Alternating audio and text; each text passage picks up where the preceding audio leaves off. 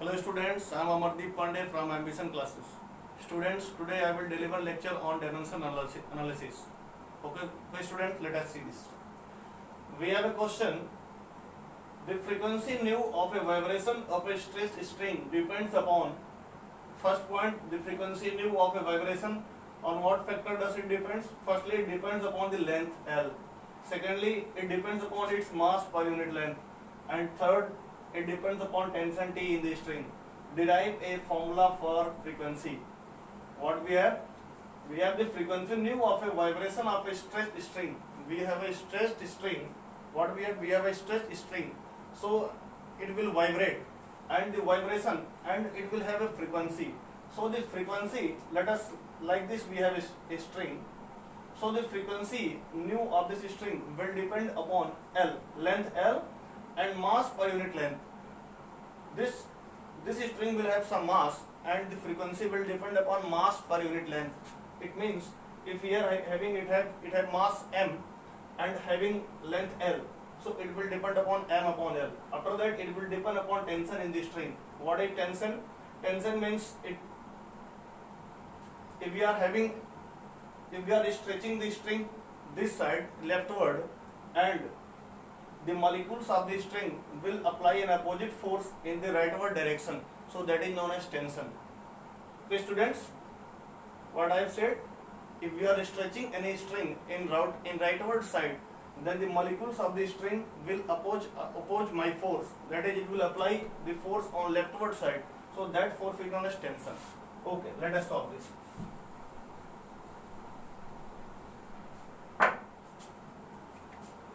So what we will have?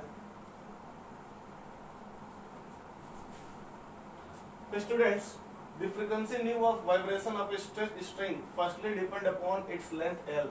So nu, I am writing directly. So nu proportional to L power A. Okay students. After that, it depends upon mass per unit length. On what factor it does? It depends upon, students, mass per unit length. And mass per unit length is denoted by m. So m power b. And after that, it depends upon tension T. So it may be power C. Okay students, after this we will solve this. So we will apply a constant. We will remove the proportionality sign and apply a constant. So b nu equals to k L power A, m power b, and t power c. So what we have to write now? We have to write dimension on both sides, that is on LHS and RHS. Writing dimension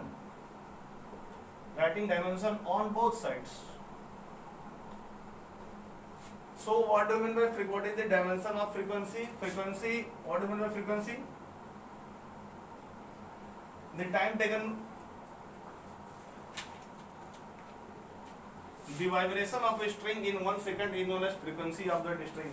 So we will have the formula for frequency, T inverse 1. This is the required formula. Okay students, after that we will have K, L power A. What we are having? L power A. So it will be L power A. And here it is mass per unit length. What it is, students? Mass per unit length. So mass per unit length, it means m upon L. What does it mean? M upon L. So it will be m L inverse B. And tension T, what I have told you, what is tension? Tension is nothing but just it is a force which the molecules of string apply in opposite direction. Okay students, so what is the dimension of force? ml t power minus 2. So it is the dimension of force, and we will solve this equation. What we will have? Here we can write m power 0, L power 0, T inverse, and here L power A. After that, students, we will have what we will have? M power B, L power minus B. After this M power C, L power C, and T power minus 2C. So this is the dimension. Now we have to combine this one. What we will have? K L power C, students, here L power A, and here L power minus B, and here L power C. So bases are same, so the powers will add up. So what we will have, L power A minus B and plus C. Okay students, after that we will come to M. What is M? M power here is B and there it is C. M power B plus C. And what is T? T power minus 2C.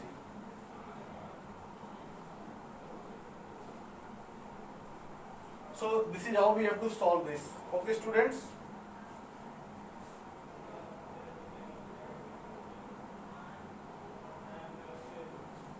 Okay students, this is how we have to solve it. Now we have to compare the dimensions on both sides. Comparing the dimensions. Comparing the dimensions. So students, when we will compare the dimensions, so here we will see that L power is A minus B plus C, and there on that side we are having L power 0. Here we are having M power B plus C. So let us calculate, that is A minus B plus C equals to 0. After that what we are having, M power B plus C, so B plus C equals to 0. Okay students, B plus C is also 0, and minus 2C equals to minus 1. Minus 2C equals to minus 1. So we have to solve like this. So it will cancel out minus minus, and C equals to 1 by 2. So when C equals to 1 by 2, then what will be B? B equals to minus 1 by 2. Okay students, we have to substitute these two values in first equation, and we will get the value of A. So we are having A minus B. What is minus B? Minus 1 by 2. And what is C? C is 1 by 2. So what we will get here? A equals to, students, minus into minus it becomes plus 1 by 2, and plus 1 by 2 equals to 0. So A equals to, here it will become 1. A plus 1 equals to 0. A equals to minus 1. Okay student, so we have got all the three values of dimension. We will substitute in the equation and we will derive the formula. V equals to, it will be, we have to, V equals to K L power A. L power A. So A is minus 1. Okay students, after that M power B. M power B means minus 1 by 2. After that C power 1 by 2. So students, it will be T power 1 by 2. So what we will have here, V equals to, we will get V equals to K upon L, and here it's square root M upon square root, sorry, it's minus 1 by 2. So it will come in denominator, not in numerator. Square root T upon square root M. So nu equals to K upon L square root T upon M. So this is the required formula for frequency of vibration in a straight string. Okay students, so this is how we have to derive the formula. This chapter is very easy, but we have to remember the dimension of some physical quantities. Okay, please have a screenshot.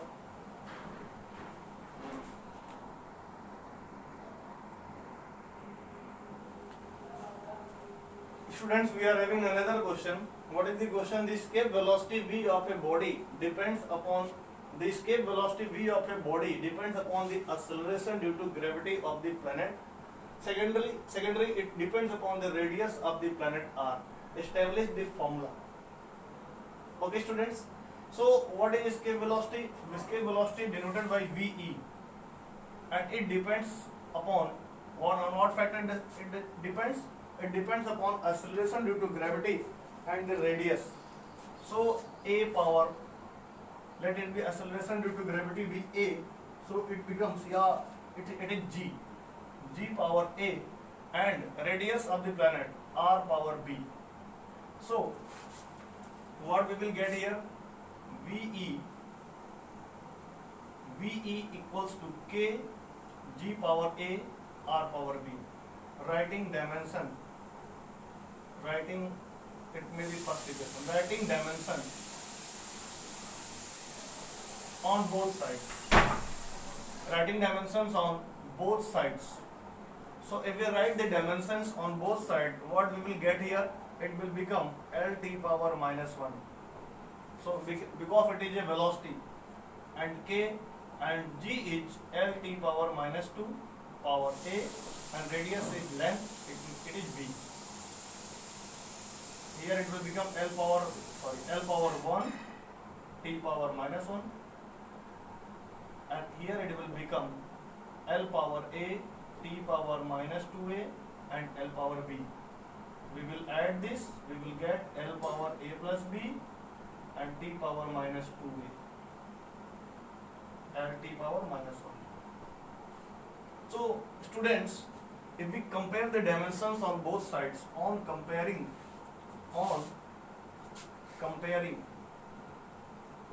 the dimensions, if we compare the dimensions, students, what we will get here? We will get here a plus b equals to 1 and minus 2a equals to minus 1. Minus 2a equals to minus 1. So students, this minus and minus will cancel out and a equals to, a will become 1 by 2. So when a equals to 1 by 2, b will be minus 1 by 2 on solving from this equation. So let us substitute these values in equation number 1. So we will get be equals to k g power a g power 1 by 2 and r power b r power minus 1 by 2. So students, it will become square root g upon r. So this is the formula for escape velocity of earth, escape velocity of a body from earth. Okay students, so this is the required formula. Like this you have to solve this question. Please have a screenshot of this question.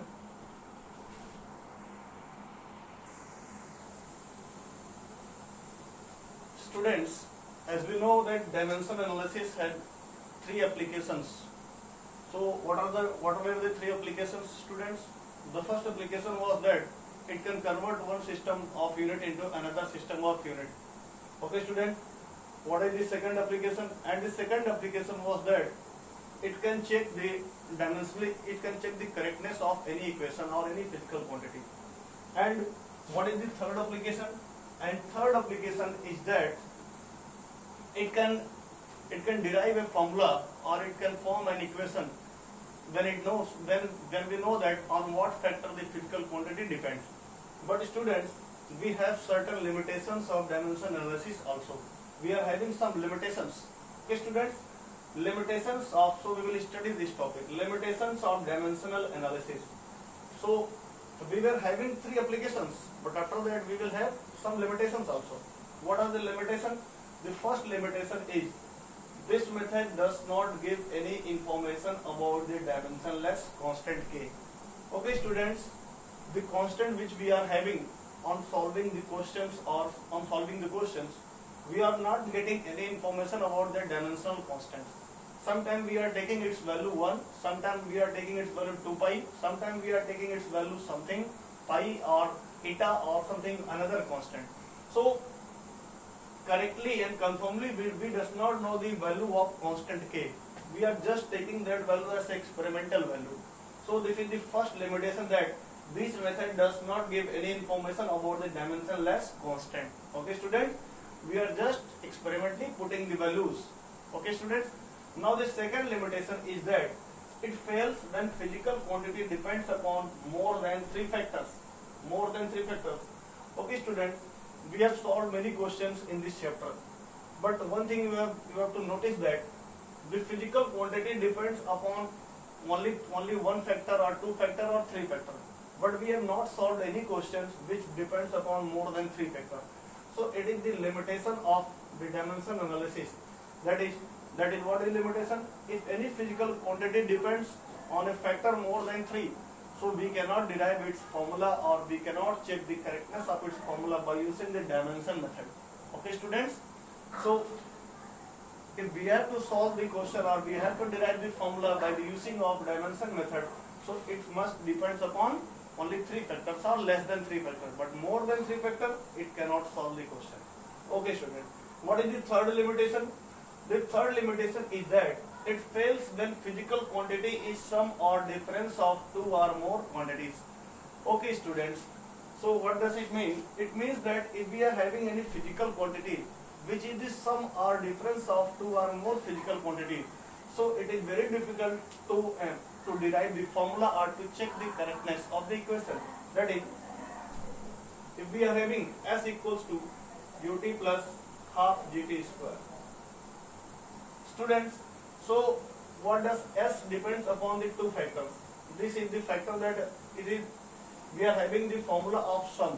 So it is, if we are having like this type of questions or like this type of physical quantities, so it cannot be solved by the method of dimension. We must have a physical quantity which is not a sum or which is not a difference, but it is a independent quantity. So this is on for solving this type of questions also dimension analysis fails. Next limitation, it fails to derive the relationship which involves trigonometric, logarithmic and exponential function. As students, if we are having any physical quantity and if there is a application of logarithmic or exponential function or trigonometric function, exponential logarithmic means log terms and exponential means e power x, e power 2x and like this term. Okay students, it fails to derive the relationship among the trigonometric. If we are having trigonometric function and if we are having exponential function and if we are having exponential function and if we are having logarithmic function, so we cannot derive formula for that expression with the help of dimension analysis. Okay students, next limitation, sometimes it is difficult to identify the factors on which it depends. Yes students, this is also a very difficult thing. Sometimes we are having in a question, sometimes it is given that the physical quantity depends upon all these factors. But in some questions, we are directly not given that a physical quantity depends upon on what factor. So we have to identify that on which factor does this physical quantity depends. So it becomes difficult for guessing that it depends upon that physical quantity, it depends upon that factor or some other factor. Okay students, so these are the limitations of dimension analysis chapter. So let me revise once more. What are the limitations? Thus it has a 5 limitations students, and it has a 3 applications and it is a 5 limitation. The first limitation is this method does not give any information about dimensionless constant k. So this is the first limitation of dimensional analysis, that is, it does not give any information about the dimension constant k. Just we are putting the value of k as a 2 pi or something else by writing that it is experimentally given. So but we are not sure that what is k. Okay students, what is the second limitation? It fails when physical quantity depends upon more than 3 factors. Okay students, if any physical quantity depends upon more than 3 factors, so it is difficult or it fails to derive the formula with the help of dimension analysis chapter. What is the third application students? It fails when physical quantity is a sum or difference of 2 or more quantities. It also fails when a physical quantity is sum or difference of 2 or more physical quantities. Okay students, and fourth limitation is it fails to derive a relation which involves trigonometric, logarithmic and exponential functions. Students, it fails to derive the relationship which involves the trigonometric or exponential function. So we are having any trigonometrical function, so we cannot derive that formula with the help of dimension method. Okay, sometimes it is difficult to identify the factors on which it depends. So lastly, we know that if we are given a question, it becomes very difficult to identify that the physical quantity depends on which factor. Okay students, so your dimension analysis chapter is over and it is fully and surely completed students. So